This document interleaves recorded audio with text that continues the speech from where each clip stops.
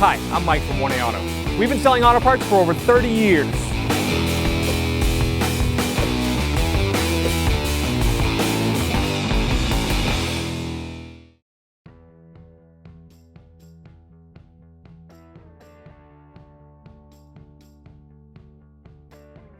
Hi everyone, this is Sue from 1A Auto, and today we're installing an inner tie rod end from 1A Auto on our 07 Mazda 3 sedan. So if you need this part or any other part for your car, click on the link below and head on over to 1AAuto.com. Keep in mind, before this repair, set up an appointment with your local alignment shop, and you're going to need alignment afterwards. So we're going to loosen the lug nuts with the weight of the car on the tire, and it's a 21 millimeter.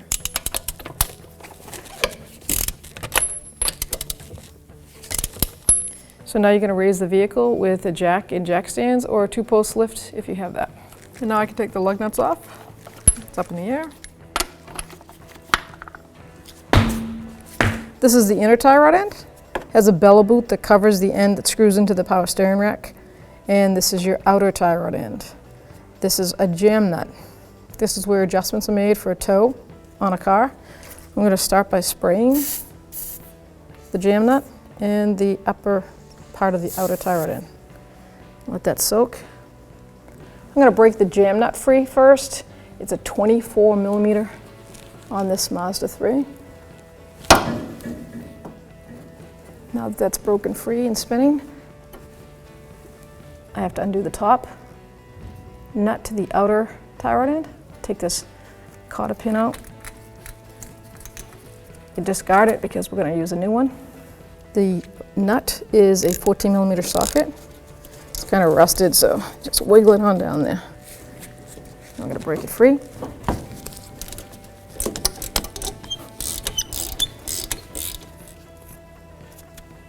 So now I'm going to take a hammer and hit the end of the knuckle where the tie rod end goes in to pop the stud out.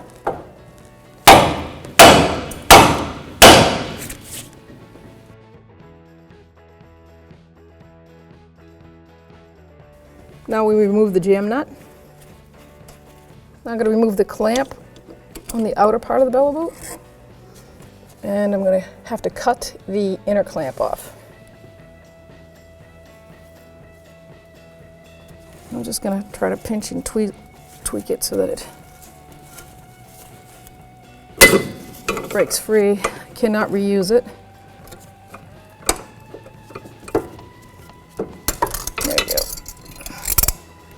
So for easy access, I take a pocket screwdriver, flathead screwdriver, and I try to pry this bellow boot up. And then I'm going to spray.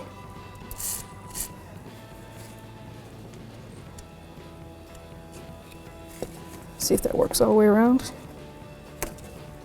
Now I'm going to grab the bellow boot from inside and hopefully just pull it right off. Voila. At this point, I'm checking my bellow boot. Make sure there's no tears, no holes. You don't want any rain, salt from the winter, dirt getting inside the rack and pinion. This is an inner tie rod end tool, and this is the tool I'm going to be using. This is like a wrench, and it goes over the hex on the back of the inner tie rod end. Rest it on there. And then I'm going to slide it into the slots and turn the lock. The lock thing just turns like that. Then I'll use a nice 1/2-inch ratchet and twist it free.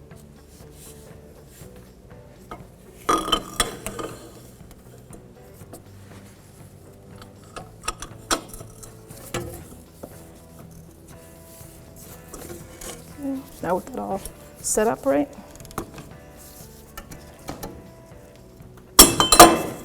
got it. There you go. So now you can see me turn it.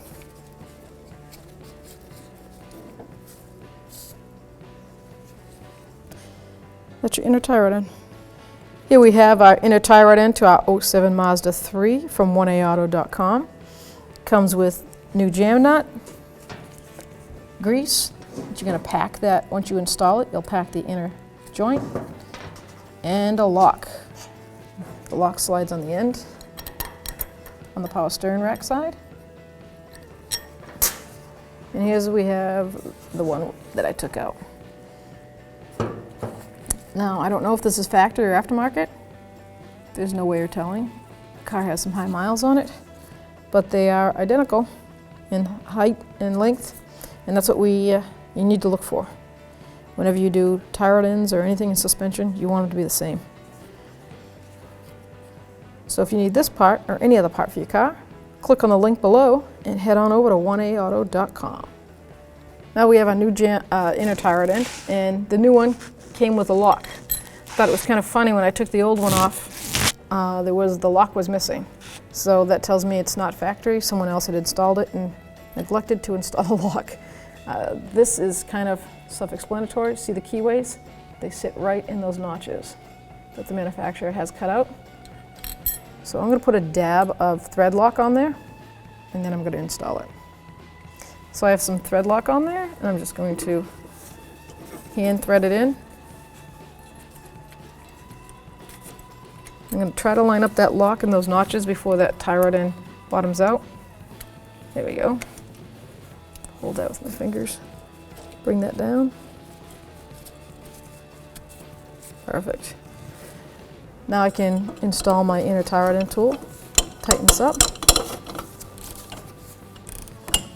Now, it's important when tightening this not to rank on it, because you'll damage the gears inside that power steering rack. So I'm bottomed out here. I'm going to give it like a quarter of a turn and go by feel. That's nice. There is no torque for that. There we go. So I get a long brass punch and I raise the vehicle up and I'm going to fold the lock pin over.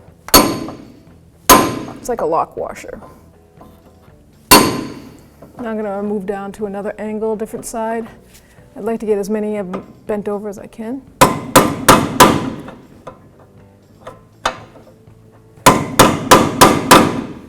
There we go.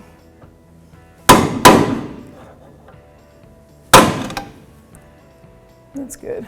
2 tabs over, secure. You gotta take your jam nut off. Now we're gonna pack the inner tie rod in with the grease that's provided. Just gonna place it in there and then I'm gonna pack it in with my fingers. Rotate the ball around. Make sure I can maybe push some of that grease into the back of the joint. Leaving as much as I can in there.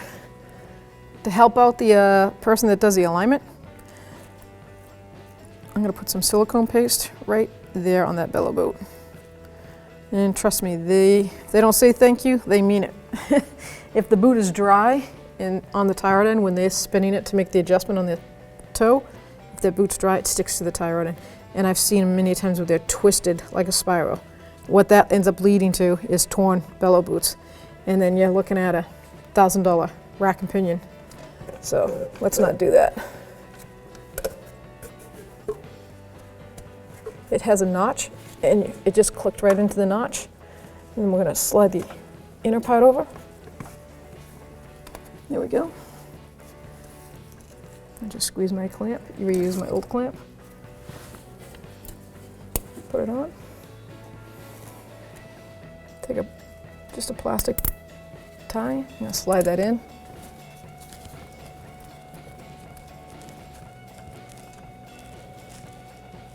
Put it right on that plastic groove of the plastic bellow boot.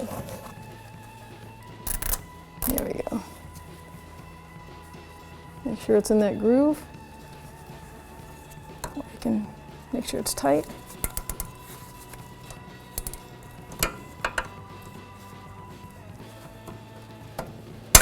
Kind of rough. To assure that I have this as close as to the alignment that it was at before I drive it to my local alignment shop, I want to put the jam nut an equal amount all the way in to line up with that rust line. So I know I got quite a way to go, so I'm just going to bring it in until I get to close, line up my old tie rod end, Looks like I could be getting there. So I'm going to line it up by lining the end of the tie rod end, making sure the threads are the same length. They are. See that I need to turn it a couple more turns. I feel good with that. Now I'm just going to put some anti-seize on the threads. Now install the outer tie rod end. Thread it on up to the jam nut. I'm going to bring it up, put it in the knuckle, install my castle nut. The new one is a 16mm socket.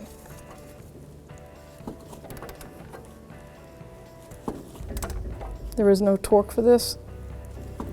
I just really want it down tight.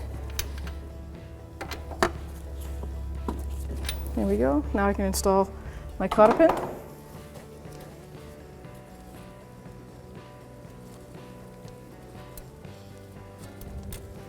Just fold that over. That just stops the nut from possibly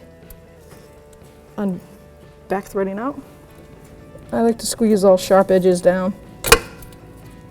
Only fair to somebody. Now we're going to take our wrench and tighten up the jam nut. You want that snugged right down because you do have to drive it to the alignment shop. And that's a 24mm wrench, same as the old one. There we go.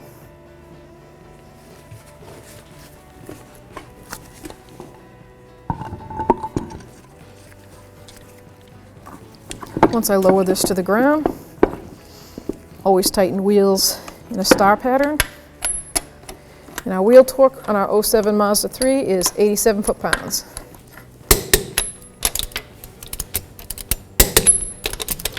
Always go around twice.